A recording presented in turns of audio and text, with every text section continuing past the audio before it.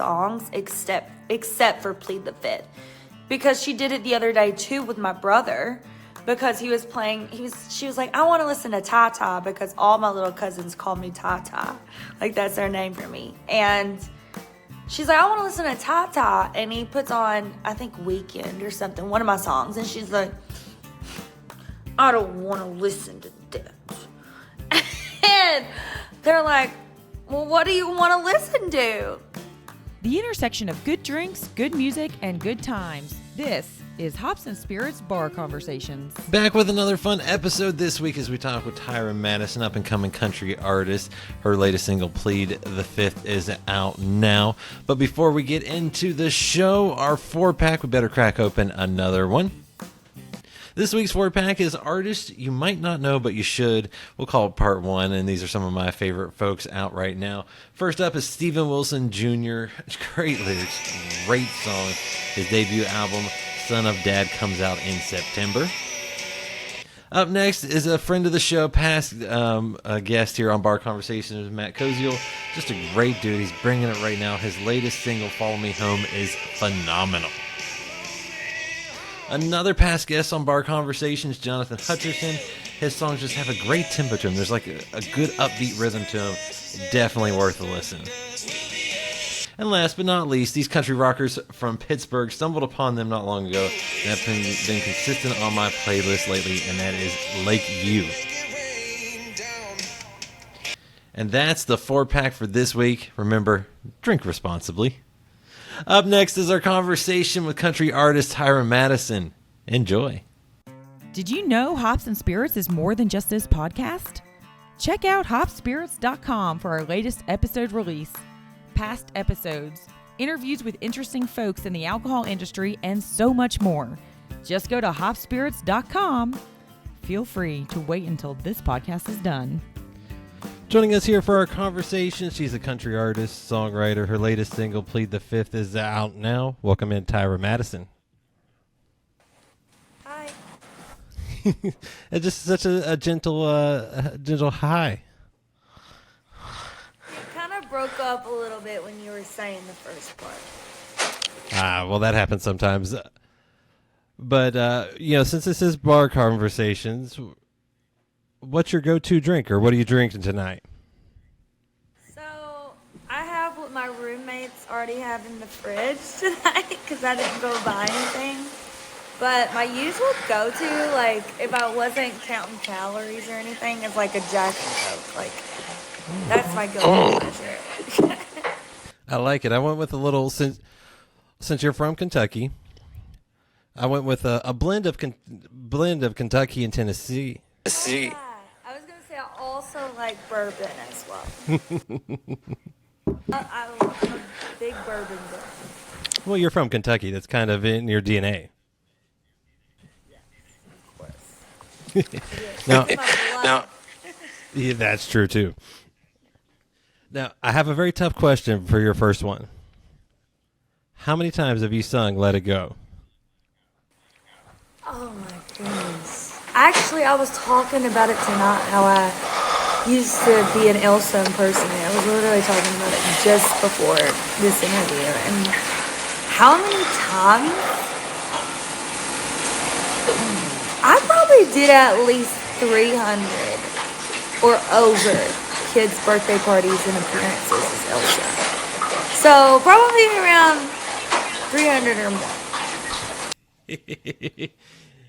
Now, what was it like being an Elsa impersonator? I loved it. Like, it definitely made me gain, like, a patience for kids and a love for kids. And, yeah,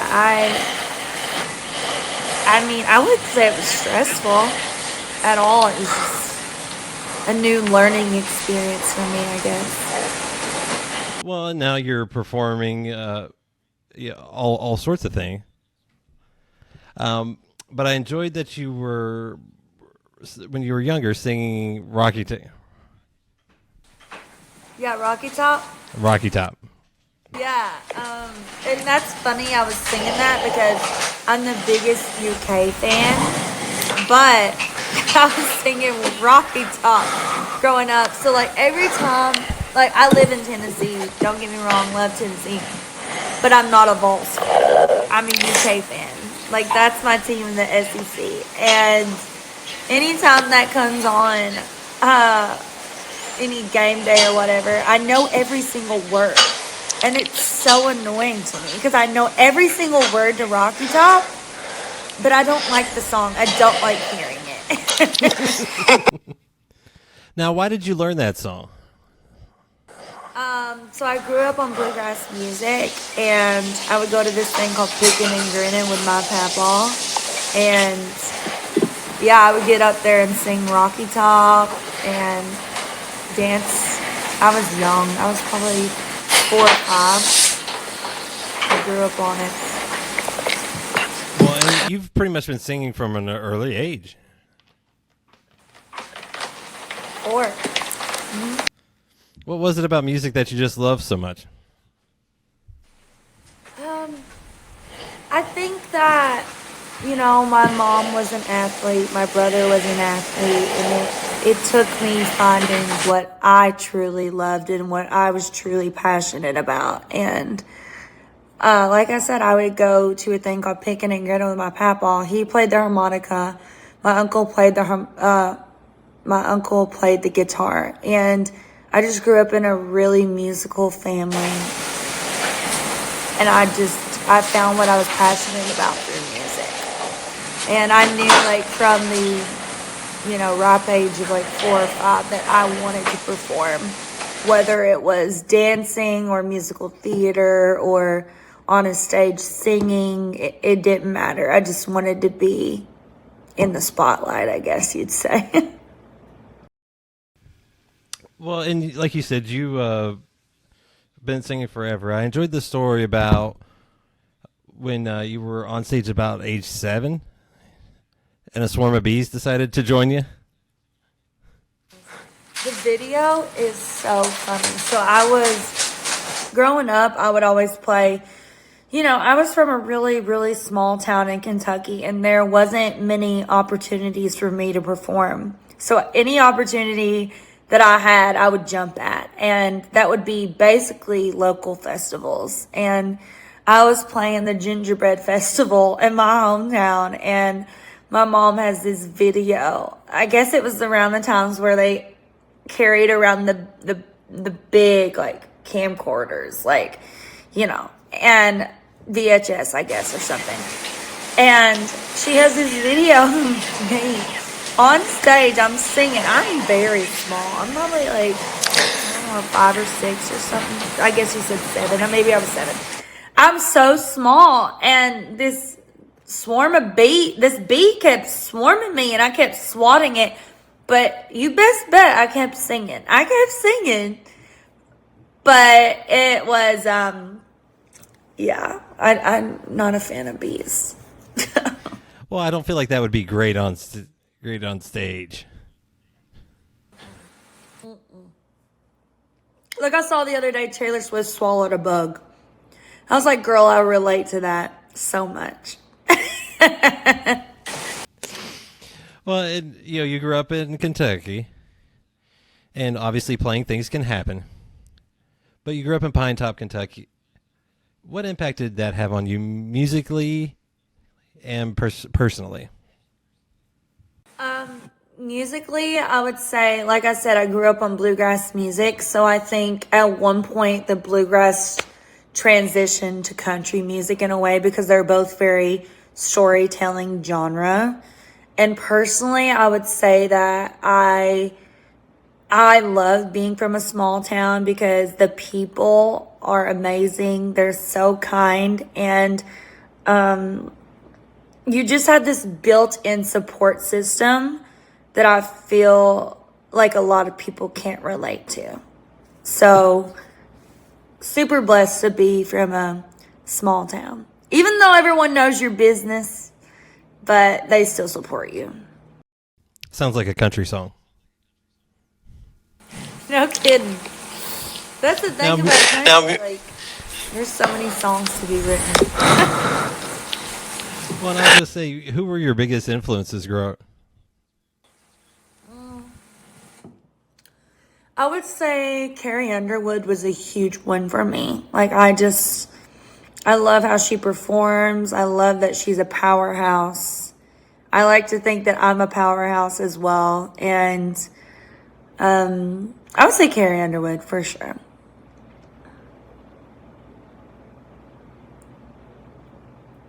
I was going to say, apparently I can't unmute myself.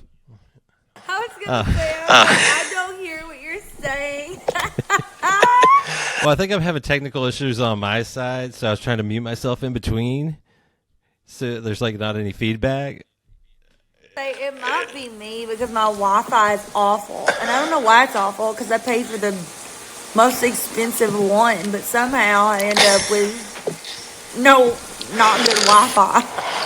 Well, I have that here now because they've built more houses around us, and it's, I think, gone to crap. Yeah. Now, you mentioned Carrie Underwood. I think when we talk about some of your song, people will understand that. But another person that I think has had a big impact on you is your mom manager. Can you talk about her?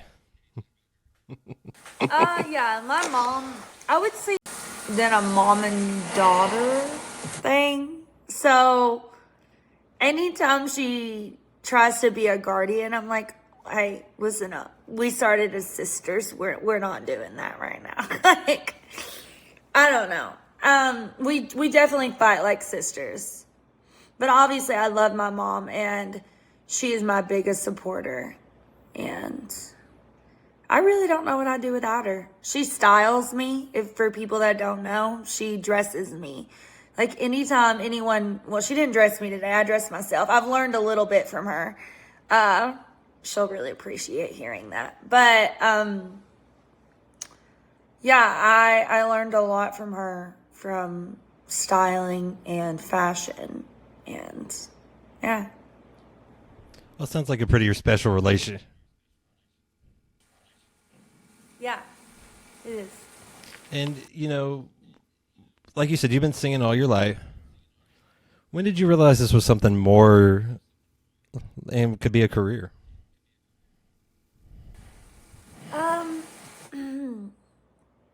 When it could be a career, I would say when I was picking out my college path, because, you know, I had no idea where I was going to go to college. I just knew since my junior year of high school, I'd been traveling to Nashville to songwrite. And so I obviously looked at colleges in Nashville, and one of those was Belmont. And that was the only school that I applied to, because I knew that music was the only thing that I wanted to do. I didn't want to do anything else. And yeah, I went to Belmont and I released my first EP when I was like a junior.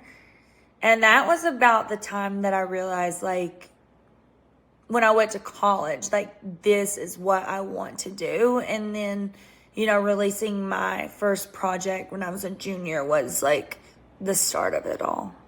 And what's that journey been like? I mean, it's not easy. And I always tell people, I'm like, if it was easy, I feel like everyone would do it.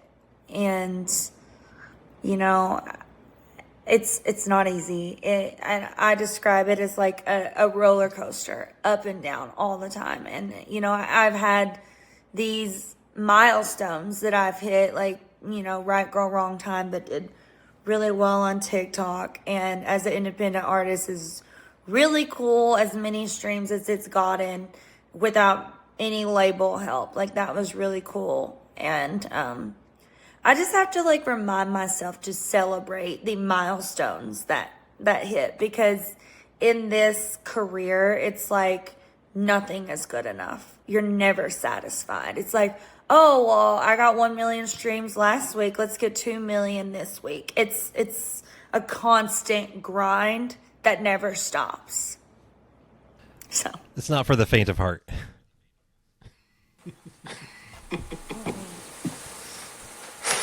And no. you also write a lot. You've been writing since at least high school? What were you writing back then? Since I was 17, honestly, I do feel like I wrote my first love song in high school. And I do think it was genuine because it would have been my first love. But other than that, I don't know what I was writing about because I feel like until the age I'm at right now, I hadn't truly experienced life. And now it's so easy for me to write a song. It's like, oh, I felt that, or I felt that, or, I've been through that. And that's like the cool thing about growing up, songwriting, and the transition about it. And I definitely think I have grown as a songwriter for sure. Well, and you can hear that in your songs, I believe. And what's your writing process like? Is it an idea, experience? How does it work for you? I would say it's an idea. It's something I've personally been through, or one of my friends has been through, or it's just this idea of or hook that I've heard. Like, I literally hear it and I'm like, oh my God, that's a song. And then I write it in my notes app on my phone. Like, it just depends. Sorry, my dog's fighting me. This is Coco, by the way. And she's hello. Coco, you just got recorded that you're being mean. She just wants the world to know.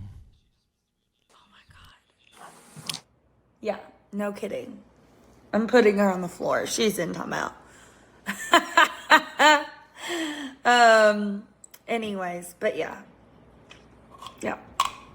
And how many songs or notes do you have on your phone? Like little notes, recordings for things? A lot. At least 50. And then each time I write them, I'll delete them. And then write another one and then delete them. So I would say at least 50. Just on my notes. Just sitting there and just ideas. Some may never get written. But some may be a number one. You never know. I was going to say, how often do you go back into that bank? Every time I write. Because you walk in a room and they're like, what do you want to write about today? Like, do you have any hooks? And I pitch these hooks that I have in my notes. And I probably go there every time I write. So if someone wants to take a song of mine, they can just take my phone and take my notes. Well, hopefully they don't steal anything. Now, what was it like writing Right Girl, Wrong Time? Right Girl, Wrong Time was the quickest song I've ever written. And I just think who I wrote it with her name was Reagan Rousseau. And I think at the time, Reagan was feeling the way that the song is. And I wrote it the way that my friend was feeling. So it was a super quick song to write because we both, maybe I wasn't feeling that myself and I'd been going through that myself, but she was, Reagan, and my friend was. And I feel my friend's emotions. And we both were just passionately feeling that way. And I've never written a song that quickly in my life. It just flown out of us. It was just, I don't know. I always say to fill the room in any write that I'm in. And that was definitely a fill the room kind of thing. Yeah. And did you know it was going to have this big of a takeoff? Were you expecting that? No, I had no idea because the song had been released a year before I put it on TikTok. Before it blown up on TikTok, the song had already been out for a whole year. So did I expect that? No, I just before that, I had posted this cover of me singing Driver's License and it did well. And I was like, oh, okay, this TikTok thing works. Let's go. So I was like, I'm going to post an original song. I'm going to let people get to know me and who Tyra is. And I posted Right Girl, Wrong Time, and I said, hey, y'all, this is a song just like Driver's License that you can scream in your car. It's my song. It's called Right Girl, Wrong Time. Check it out. posted that. And I remember that day that I posted it, I was going to dinner with a friend. And I get home and it's like 30,000 views. And I'm like, oh my God, this is crazy. Like, I haven't experienced this yet. I hadn't experienced like the viralness of TikTok yet. And I mean, now it's like over 4 million views. But like, then it was like, oh, dang, this is like popping off. And the song was already out. So these people that heard the song could go stream it right now. Like, it wasn't like, oh, this is my song coming out, pre-save it. Like, it was already out. They could go look it up right now, and they did. And that was pretty cool. It got me to number 4 on the iTunes charts, and it was just really cool. I was going to say, how much did that impact your career, too? Because that's a big song for you. I would definitely say it got me some meetings and introduced me to some people. But I mean, I'm still doing what I was doing then. Like I said, it even if that was like high in my life, there's still more to do. There's still more work to do. As you said in between, thank goodness for drinks, because technical difficulties are making this a fun interview. True. So I got to ask you about your new sing, Plead the Fifth. I'm guessing you had a lot of fun with that one, because it's a really cool song. Yeah, I definitely did. There's just a cool story behind it. I'm a huge like crime documentary girl. Like, that's our guilty pleasure in my household with my roommates. And the song, I mean, I'm not gonna lie, it was pretty easy to write because I can just put myself in those kind of scenarios, and yeah.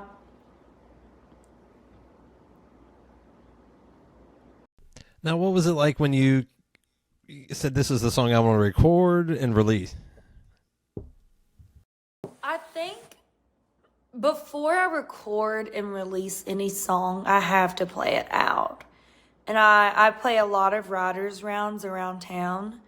And I think I remember playing that song for the first time, and everyone was just like, wow. And that was when I was like, okay, I gotta record it. And then also my mom's critique and input matters. And she's like, you need to record that. And, I also have a team to listen to now. And they're like, it's so good. And yeah, I would say from the feedback, not only me loving the song, obviously I'm going to love any song that I write, but I also want to have feedback from someone for sure. Now, your little cousins seem to like it too. Yes, Emma. She's so sweet.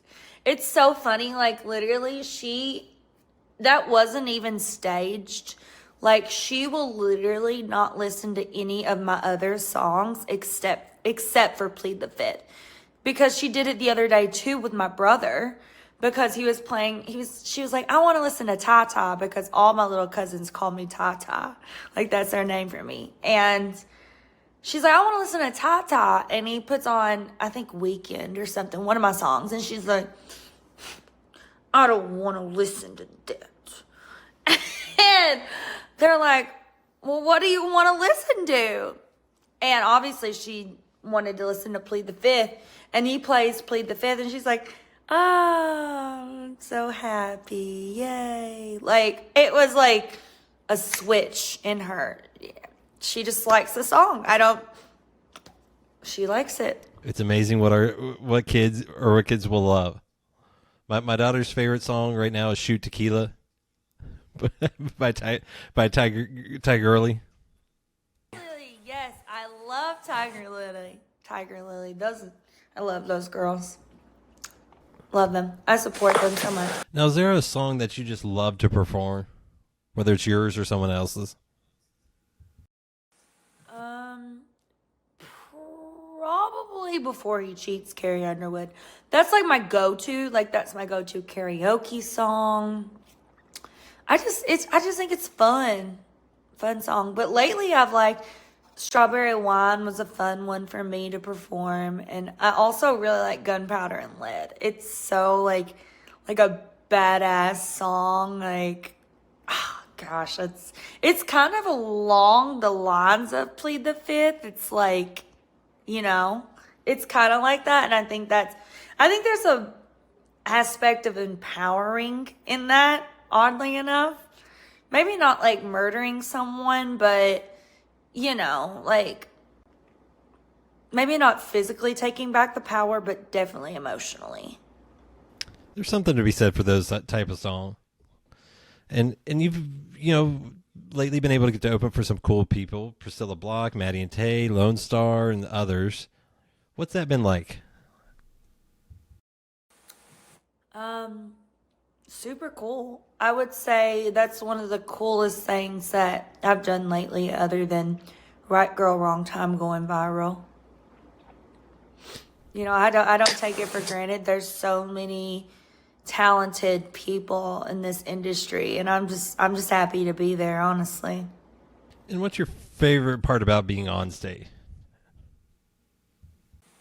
Being on stage, I would say I love crowd participation. Like if someone in the audience knows my song, that just means so much to me. That's why I do it. I want to connect with people, and when Right Girl Wrong Time was popping off, I got so many messages from girls that was like, this helped me through my breakup and my broken heart. And I was like, that means so much to me. That's why I want to do this career. And I don't know if you noticed, but I'm a girl's girl. So I write a lot of songs about women empowerment and knowing your worth. And yeah, that just means so much to me that people are connecting with it. And I think music heals, and it's really cool to hear that my song has healed someone else. Well, I mean, that's the whole point, is to write a song someone can see themselves in. And what was it like that first time when people were singing songs back to you that were yours? I mean, it makes it all kind of worth it. Even though it's only one person in the audience, that's a huge deal. Because it's there's so much that goes behind releasing a song. Thinking of the idea, getting in the room with the right people that can write that song, and graphic design on the single art, putting it through the distributor, or even registering it with BMI or whatever your PRO is, doing that, it's so much effort, and I don't think that people truly see that. So the fact that you see someone singing the song that you put out and put so much effort through, song wrote, whatever it was, it means a lot. Well, and you've got the new single, Plead the Fifth. Is a new album, EP, coming down the line? What can you tell us that won't get you in trouble? I will say there's another single coming soon. Yes. That's a good tease. And what else can folks expect the rest of 2023? Hopefully touring the world. That's what I want to do. That's my goal. It's just tour. I love traveling already so much, and I just want to meet I'm a people person. I just want to meet as many people as I can and spread my music. So. Well, you've got some really good songs to do that with. Right Girl, Wrong Time, Plead the Fifth. Folks, you got to give her a listen, because I think you will really enjoy it. And Tyra, thank you for sharing a drink and working through all these technical difficulties. It's all right. Find more from Hops and Spirits at hopspirits.com. Thanks, everybody. Bye.